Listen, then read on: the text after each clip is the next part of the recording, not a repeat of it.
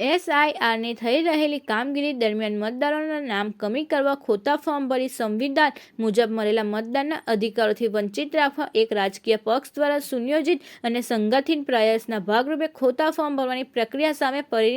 પિરામણ ગ્રામજનો દ્વારા ચૂંટણી અધિકારી અંકલેશ્વરને આવેદન આપી ગેરકાયદેસરની પ્રવૃત્તિ કરનાર સામે સખત કાર્યવાહી કરવાની માંગ કરવામાં આવી તેમજ આવા ખોટા ફોર્મને રદ કરવાની માંગ કરવામાં આવી હતી. હાલમાં સરકારશ્રી દ્વારા ચૂંટણીના અનુસંધાન મતદાર યાદી સુધારણા કાર્યક્રમ રૂપે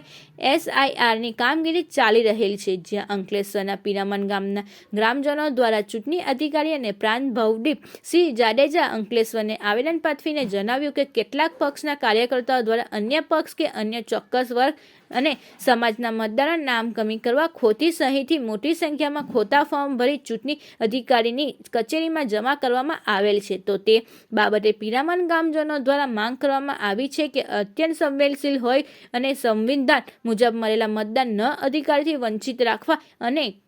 સુનિયોજિત અને સંગઠિત પ્રયાસના ભાગરૂપે મતદારોના નામ કમી કરવા ખોટા ફોર્મ ભરાઈ રહ્યા છે તેની તાત્કાલિક રૂપે તપાસ કરી યોગ્ય કાયદાકીય કાર્યવાહી તથા પોલીસ કેસ કરવાની માંગણી કરવામાં આવી છે. પિરામણ વિસ્તારમાં તમામ બૂથોમાં ખોટા ફોર્મ નંબર 7-6ની સંપૂર્ણ યાદી સ્વતરે આપવામાં માંગણી કરેલ છે તથા આવા ખોટા ફોર્મને જે વ્યક્તિ દ્વારા ચૂંટણી અધિકારી કચેરીમાં જમા કરવામાં આવેલ છે તો તે જે તે દિવસે જમા કરાવેલ હોય તે દિવસના સીસીટીવી કેમેરા ફૂટેજની માંગ કરવામાં આવેલ છે.